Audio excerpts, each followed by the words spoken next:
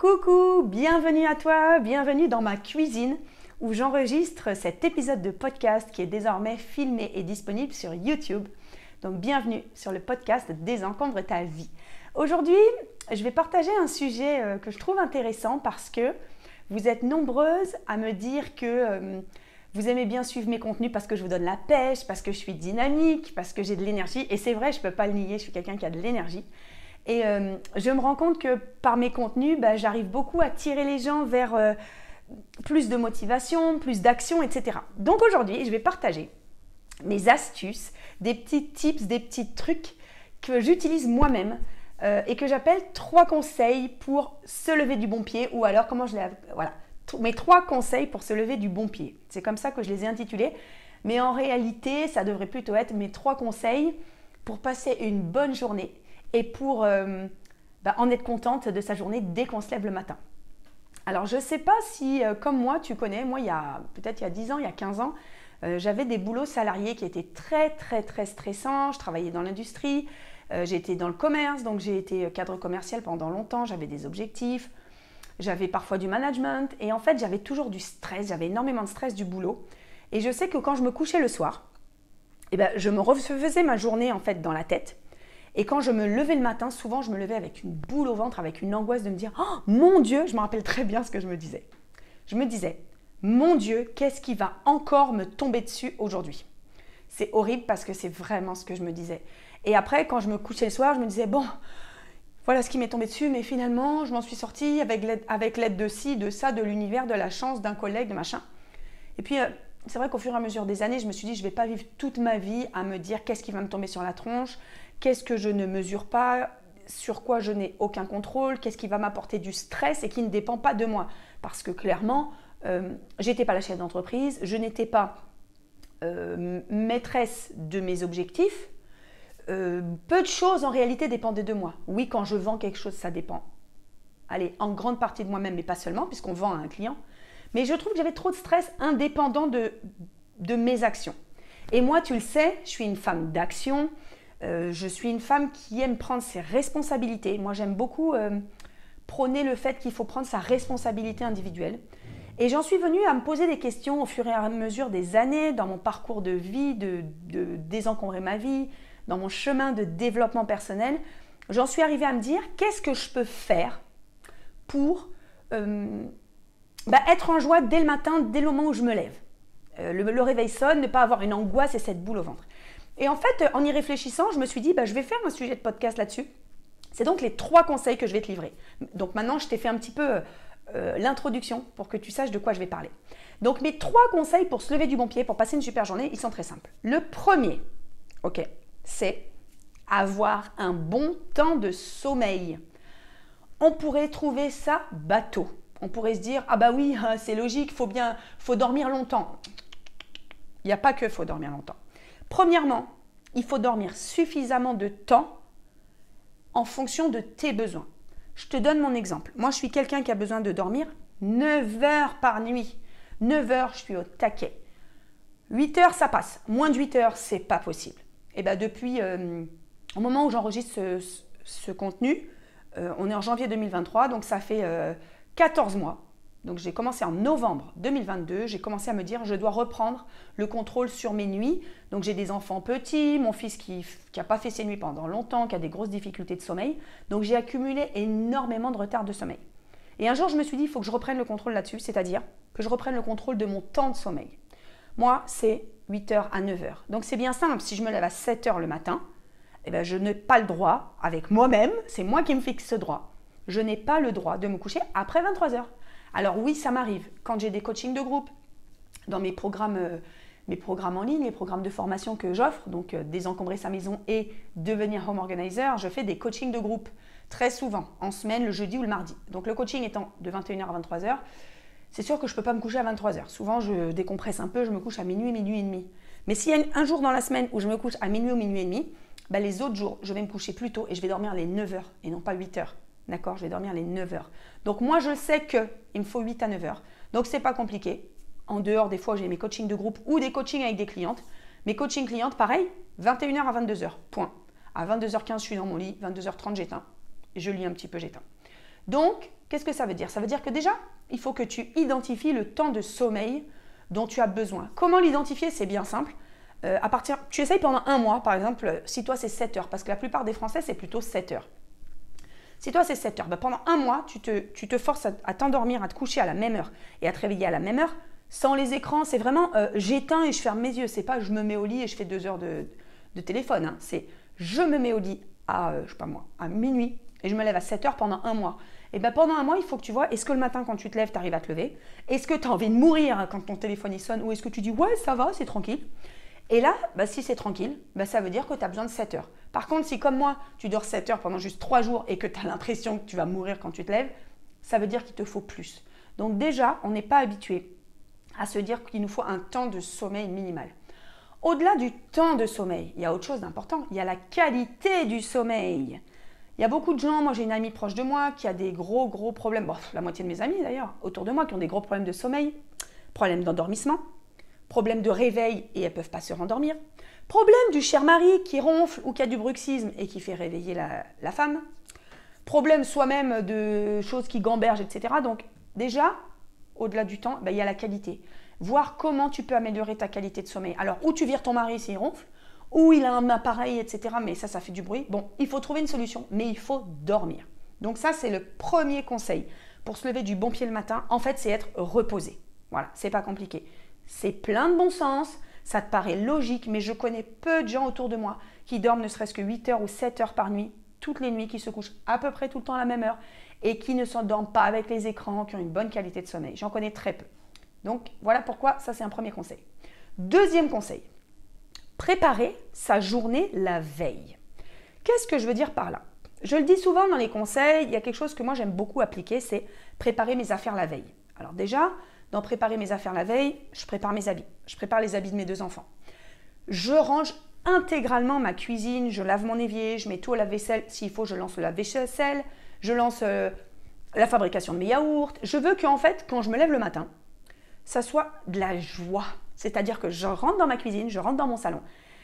Tout est propre, tout est bien aligné, j'ai pas le bazar de la veille. Donc ça pour moi, c'est préparer sa journée la veille. Déjà, je prépare la joie que je vais avoir au réveil, de voir que les choses sont en ordre, les choses sont propres, les choses sont rangées.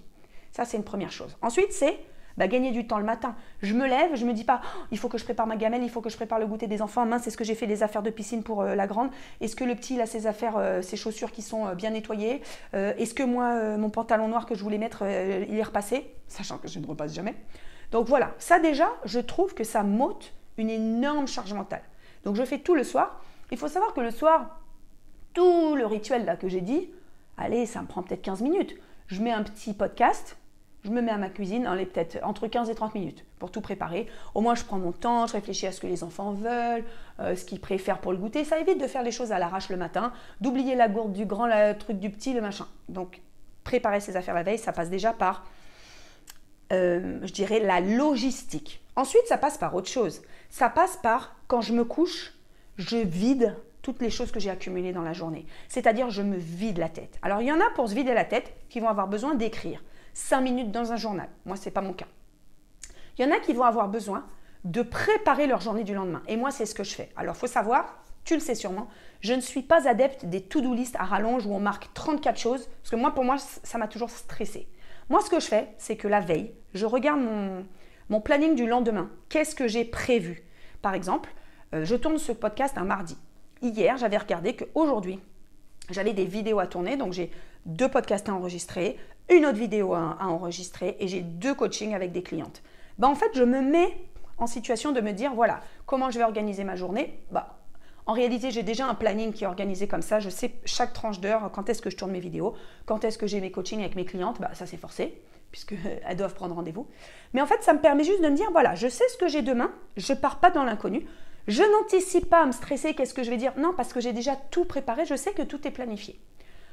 Pour moi, l'organisation stricte, ça permet d'enlever de la charge mentale et d'enlever du stress. Certains pourraient dire « Ah oui, mais tu es très organisé, c'est stressant d'être dans un cadre, etc. » Pour moi, c'est vraiment, ça m'a ôté du stress. Je suis une machine de guerre de l'organisation, mais ça m'enlève du stress. Ça me permet, contrairement à ce qu'on pourrait croire, de pouvoir pallier l'imprévu Je suis maman solo avec 2 enfants petits. J'ai souvent des enfants malades, avec l'école qui m'appelle, le centre de loisirs qui m'appelle. Il faut que je vienne chercher mon fils à 9h30 au centre alors que toute la journée du mercredi, j'avais prévu de tourner des vidéos. En fait, c'est pas grave. Parce que comme je suis très organisée, j'ai toujours des vidéos d'avance. Je tourne toujours 2 ou 3 semaines d'avance pour me permettre de pallier ces problèmes-là. Bien sûr, si un jour j'ai un gros pépin, ça m'est déjà arrivé, un enfant hospitalisé, etc. Je coupe tout, je dis pardon à mon audience, pardon à mes clientes. Mais le fait d'être organisé ne provoque pas un stress supplémentaire, mais vraiment diminue le stress, diminue l'anxiété. C'est vraiment ce que j'ai appliqué dans ma vie.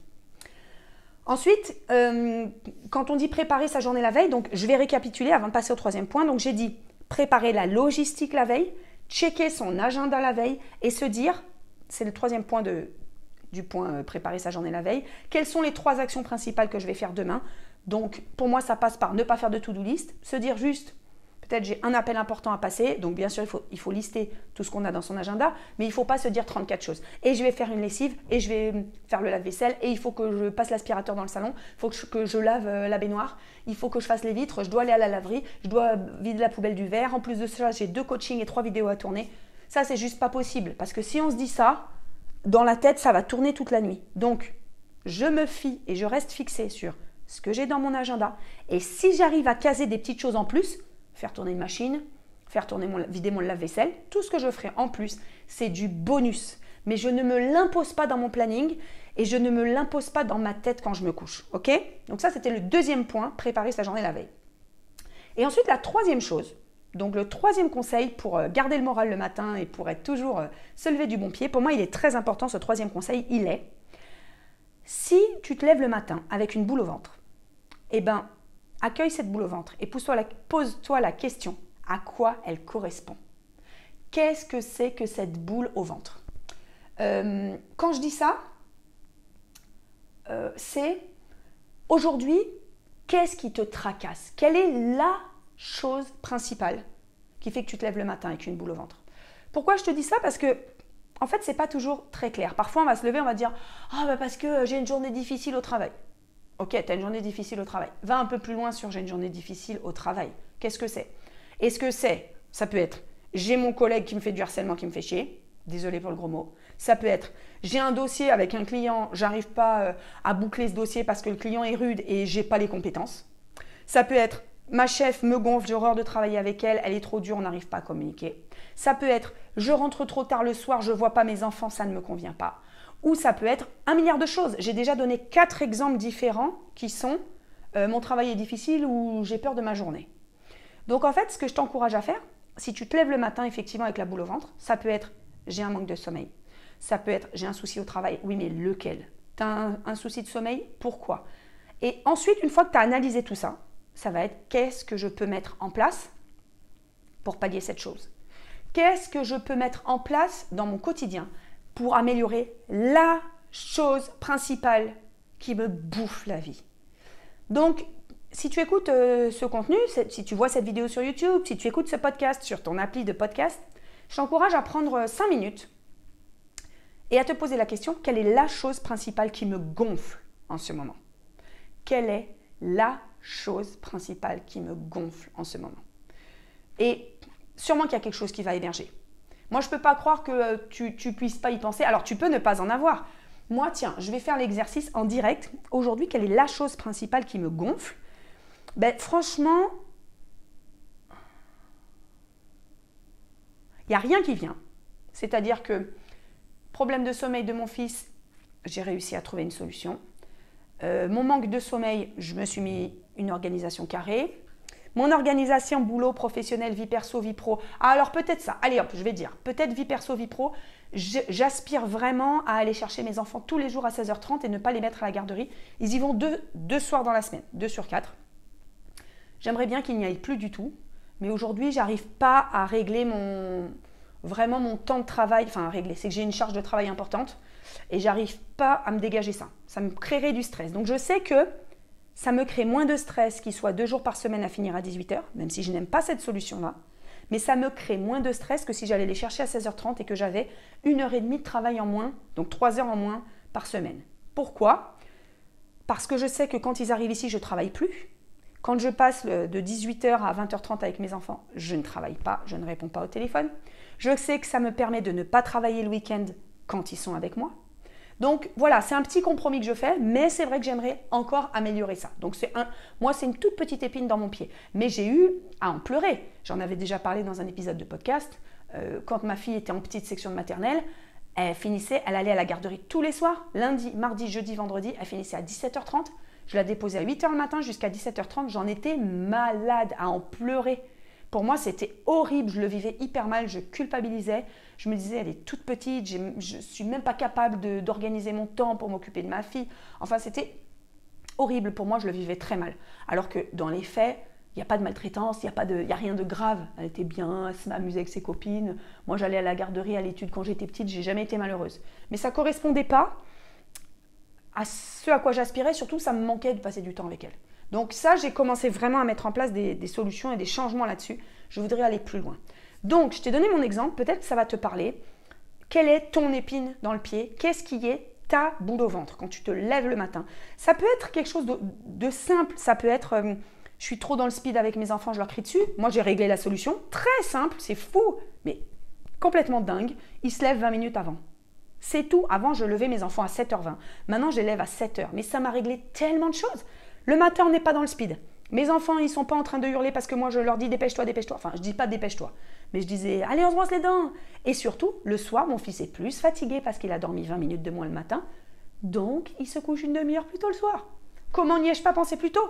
Mais c'est pour te dire que parfois, c'est des choses hyper simples.